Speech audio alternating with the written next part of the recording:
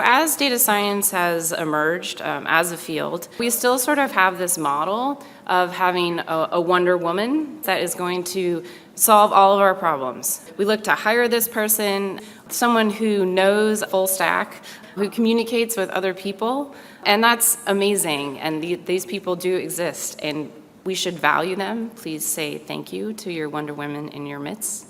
But that only scales so well, right? And not every problem requires a Wonder Woman. Not everything is a crisis that requires her to come in and save the day.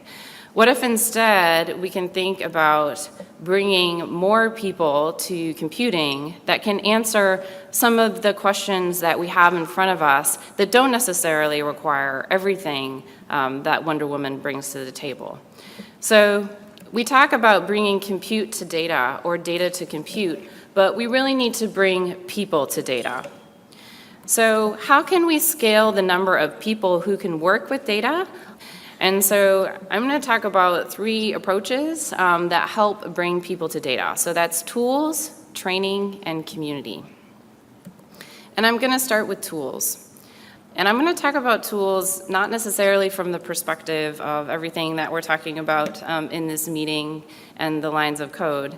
There's kind of this idea that pervades because of how people view the internet as software as a service, right? A lot of companies, they're developed with this model, right? And that's a great model for a lot of things. But research-driven software, software developed in the pursuit of a research question, is fundamentally different than software as a service.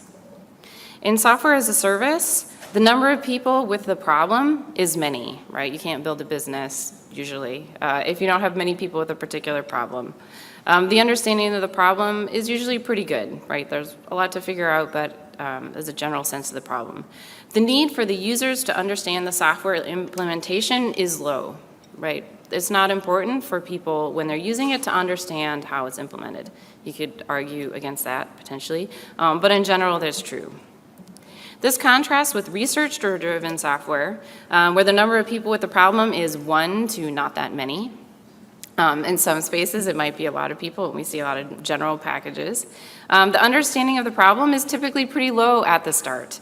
We don't necessarily sort of know what we're getting into when we develop the software. We're developing the software as a part of solving the problem. And the need for the users to understand the software implementation is high. Right, we can't obfuscate the details when we're developing scientific software for the sake of reproducibility and scientific progress. So I want to think about the tools in a way of software not as a service. And what does that mean if we think about software not as a service? It means that we change our thinking about tools being just lines of code to valuing the skills and the people as integral to the research process. I am preaching to the choir here, I know. And so that's from 2 different perspectives, right? So there's the developers, and I want to talk about how we can think about valuing developers, but it's also the leaders, and we'll refer back to Ralph's great talk from yesterday morning. So first, let's talk about the developers. We envision them as these happy people. No, we don't really envision them this way. But maybe other people envision developers as, you know, happy people coding in their labs or whatever it is. But instead, probably this more reflects the reality, whether you're upset with your lines of code or just your general state of being. So how is it that we can think about valuing developers? And I am going to talk a little bit in an academic environment because that is where a lot of the scientific code comes from. So some of the incentives might be different in an industry setting, but the general ideas hold. So the first is giving credit for software and good software development practices. So we know that in academia, the software itself is not valued in the same way as a research paper. And so one thing is to start treating software as a research product. And I'm not going to talk about changing academia because I don't have that ability. If you have that ability, please go do that. Put it top of your list as a priority. But that's something that we can do. But along with valuing, giving credit for software is valuing good software development practices, right? When we see the software as service to the research, the idea is get the software done as quickly as possible and give me the answer. It doesn't value the process of doing the development and the work that you need to put into making good code that you can share, code that's documented, code that's reproducible. All of those things need to be valued as a part of the research process rather than a service to the broader mission. Career paths for research software development. So this is the sort of change academia part that I think there's a few people working on, and I'll talk a bit about that.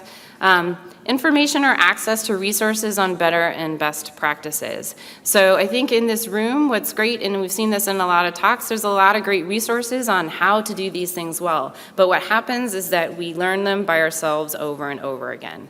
So where are resources that we can go to as developers to look for guidance on best practices? So I like this. This is a good audience. So to the first couple of points around getting credit for software and career paths. So the Journal of Open Source Software, and there's a lot of the people that founded this project here, is a journal that you can submit your software to. So it rewards good practices in software development. You submit your software if it has documentation and tests and a README and a license. You submit your software with a brief description, and that becomes a publication. I think we're over 200 publications now. Similarly, the Moore and Sloan have funded some data science environments at Berkeley, NYU, and University of Washington to explore these ideas of creating opportunities for data science and programming within universities. But to the point which you appreciated in paying people for open source software development, it's a real privilege to be able to work in open source. You know, there's no easy solution here. We can't keep thinking that this work is free because it limits who's involved and it limits the sustainability of anybody working on these projects. You have only a few people at the top who are helping to maintain the code. And that's sort of natural, right? You're always going to have kind of a pyramid structure in any of these things. The thing, though, that we're not doing is we're not valuing that leadership level. A lot of our maintainers are working for free or as side projects. Maybe they are getting paid at a company, but on 20% time. It's not only valuing these people and potentially paying them for their work, but training them to be leaders, right? We all come in as software developers, and that transition from being someone who's contributing to a project to maybe this approvers, maintainers, what does this pathway look like? How do we help make that easier for people? How do we train each other? This is another situation. I think we're doing a lot better job around helping train other developers, sharing resources, sharing code, offering training. But what we're not yet doing is supporting each other in these leadership roles. How do you become a maintainer? How do you think about it? How do you have your backup maintainer, right? I think that we're at a situation, and maybe this is one of those things that people have been saying this for 10 years, but where a lot of the people at those maintainer and those chief maintainers are essentially burning out. So how can we support those leaders, help them in their jobs, and bring up new leaders in our community? You all have opportunities to do these things. If that's something that you're excited about, you should be able to be supported in that pathway, as well as being supported in writing lines of code. One thing that's really interesting about current researchers, and we'll talk again about the research space, is that they have actually many of the qualities of the superwoman, right? They understand the research problem, they have the ability to learn new things, they're motivated to answer the questions. What they don't have is computational skills. Even now, if you're an undergraduate, there aren't a lot of opportunities outside of, say, computer science or sort of traditionally considered computational fields to learn these skills, but most universities are still trying to figure out how to implement something like this at a broader scale. And the great thing, though, about these folks is that they really want this training. This is one of the few plots I've ever seen where something is more important than funding. A lot of the people that are here, right, they're active researchers. They don't have time to take a semester course. So we need to think about training in the gaps. So some of the ways that we can do training in the gaps are workshops, short courses, self-guided learning, MOOCs, integration into existing courses. Rather than looking to find the perfect person, if we build a program that creates this talent, not only do we have more people, but we have a more diverse set of people and more questions and approaches that we can use. So finally, the third part of that triangle is community. Community is really key, and I think, that was when I came to SciPy, I really felt like I found a community. And it's about that community of practice and creating a community of practice that is inclusive and accessible. I think one of the challenges in learning to program is that when you go and you look for your community online and you find Stack Overflow, you maybe think this is not a community that is for you. So how can you practice? How can we think about creating a community of practice that's inclusive and welcoming, right? And that requires work and intentionality. These things don't come easily. Opportunities to fail while learning. Right, this goes a little bit to that inclusivity piece, right? So many things seem high stakes. If you're contributing to an open source project, you feel a lot of pressure, right? This is production code, there's people looking at it, or you're just publishing your research code. You're like, oh my gosh, people are gonna read it, see what a terrible programmer I am, right? So how can we think about, opportunities to fail while learning? We're not gonna get this stuff right the first time. How can it be okay to learn and not feel like we need to be best right from the start? This idea of lifelong learning. So I loved at the beginning that learning was top of the list and things that people were excited about, right? Because communities of practice, they learn from each other, right? Local in-person communities as well as virtual networks. And this is something I think in the Carpentries that we're learning. We've had a lot of virtual networks and emphasis on, we have a lot of calls and online resources, but as communities are getting bigger, we're finding that people want to get together locally and connect about things as well as virtually. And finally, collaboration is key around communities of practice. So open code, open data, open science, all the things that we value as part of being a part of the research process are also just really important in supporting each other because, if your code, even if your code is not perfect, it's an example for someone else, for something that they can try. So sharing how we work and the things that we work on helps our community as a whole. At the end of the day, as much as we value the lines of code, I think lots of times we stay for the people. And so that community and supporting that community is really valuable and important, and not just an aside.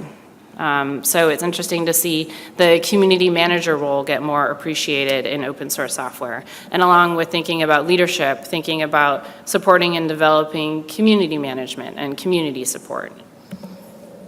So if we want to go fast, we can go alone. But if we want to go far, we can go together. Is that when we have, kind of these single people forging ahead, sort of only so far you can go. But if we go together, that we can support each other in these pathways, that it makes a difference in where we can go. But I feel like in academia, we need to maybe embrace a slightly different model, where if we want to go fast, go alone. We want to go in a lot of different uncoordinated directions at once, go together.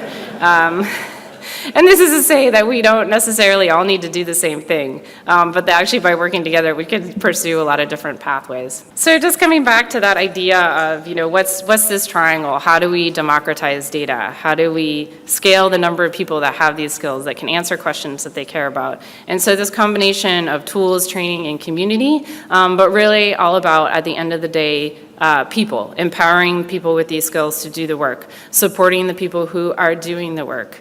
And because we always have data and we can have tools and you can turn it into information, but to turn it into knowledge, you need the people that are going to do that work. So I'll want to acknowledge here at the end here this real sense of going together, I think, in this community, but in the Carpentries. So right, this is our global conference. We had 120 people from all over the world come together and really emphasize how important that community was. So I really want to thank all of the instructors, the helpers, people who've hosted workshops, and helping to bring these skills, this perspective, this confidence, empowering their communities to do their work. The Moore Foundation and the Sloan Foundation have provided some grants, and the NSF was helped with initial funding for data carpentry. The Journal of Open Source Software, you can be an editor. With the Carpentries, you can be an instructor, host a workshop, become a member organization, donate. You can donate to any of the kind of causes that you see here. You can have workshops in companies. You can do all sorts of different things to be a part of this community, to support these communities. So thank you to all of you for the work that you do. Thank you. Maybe you don't hear it enough. So thank you for this opportunity, and thank you for being here and the work that you do.